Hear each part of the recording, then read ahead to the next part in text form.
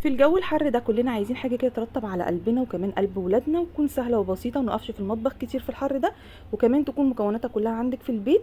هتعمليها في اقل من نص ساعة، من غير فرن، من غير بيض، من غير دقيق. طعمها خطير وتستاهل منك التجربة. حطي لايك واعملي شير للفيديو عشان غيرك يستفاد، ويلا نشوف عملناها مع بعض ازاي. مكوناتها بسيطة وسهلة وهتعمليها في اسرع وقت. نبدأ ونجهز اول طبقة معانا، وهنا انا هحتاج 2 باكت بسكوت سادة، اي نوع انت بتحبيه او بتفضليه. هاتي بقى الكبة بتاعتك وانزلي باتنين باكت بسكوت. انا هنا مستخدمة البسكوت الحجم الكبير.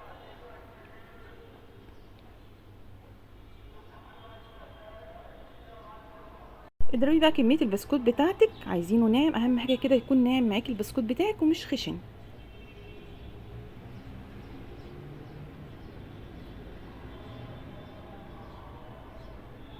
انا كده البسكوت بتاعي ناعم. هبدأ اجيب البولة بتاعتي وهنزل بكمية البسكوت كلها، ومعايا هنا ربع كوباية سمنة انا مسيحاها. عندك ميكروويف سيحاها في الميكروويف، ما عندكيش ميكروويف هتسخنيها على البوتاجاز كده لغايه ما تسيح معاكي. هنزل بقى بكمية السمنة بتاعتي كلها واقلبها في البسكوت. انا عايزه البسكوت بتاعي كده يبقى شبه الرمله المبلوله.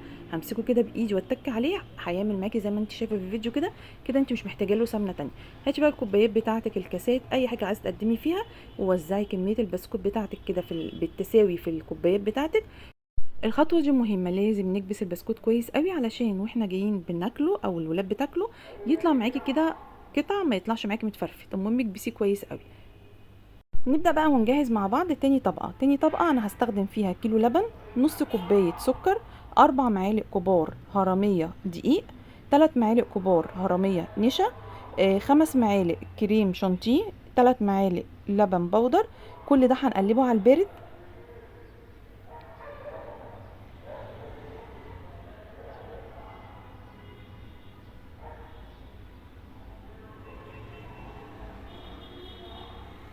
قلبي بقى كل الكلام ده على البارد. اتأكدي ان انت مفيش اي تكتلات معاكي. هبدأ ارفعه بقى على نار هادية، اهم حاجة تكون النار بتاعتك هادية. ايدي طبعا مستمرة في التقليب. هضيف اخر حاجة كيسين فانيليا. بصي اول ما يبدا يعمل فقاقيع من الجناب كده هنزل عليه بمعلقه كبيره زبده.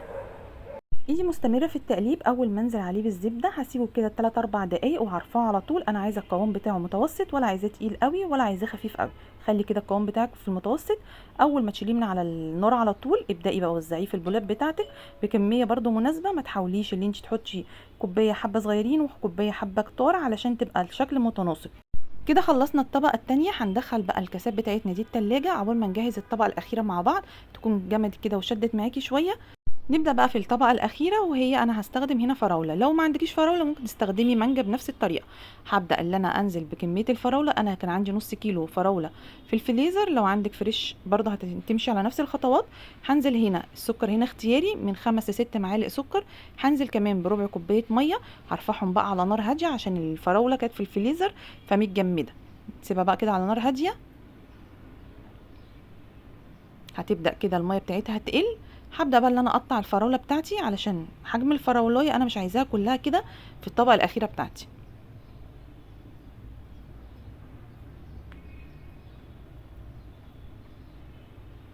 يجي برضو مستمرة في التقليب، وكل الكلام ده احنا شغالين على النار هادية.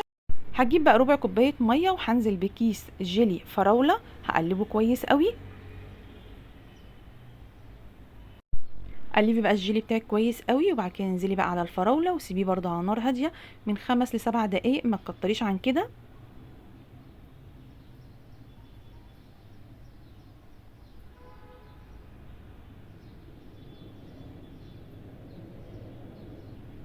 اول ما يبدا يتقل بقى معاكي كده وتبداي تعملي بالسباتلا كده زي ما انا بعمل في الفيديو، وما تلاقيش الفراوله بتاعتك رجعت كده بسرعه، ترفعيه كده من على النار. هو مش محتاج يغلي اكتر من كده، هو كده خد القوام اللي احنا عايزينه. هاتي بقى الكوبايات بتاعتك او الكاسات اللي احنا كنا حاطينها مع بعض في التلاجة عشان تجمد، وهبدا انزل بقى بالفراوله بتاعتي وهي سخنه على طول، مش هسيبها تبرد. برضو وزعي بالتساوي علشان يبقى الشكل كده متساوي في كل حاجه. خلصي بقى الطبقة الأخيرة دي ودخليها التلاجة تاني، تقعد لها حوالي ساعة كده تجمد. هي كده كده بتتقدم ساقعة. التزيين بقى ده لعبتك، زيني زي ما انت عايزه. انا كان فاضل معايا شويه بسكوت من اللي احنا كنا ضاربينهم مع بعض في الكبه، حبيت ان انا احطهم على الوش. هي كده كده مش محتاجه اي حاجه تزين، هي شكلها تحفه وطعمها خطير. ان شاء الله تجربوها وتعجبكم. لو عجبك الفيديو ما تنسيش في اللايك والشير، وصلي على الرسول في الكومنتات، وربنا يحسن ما بين ايديكم.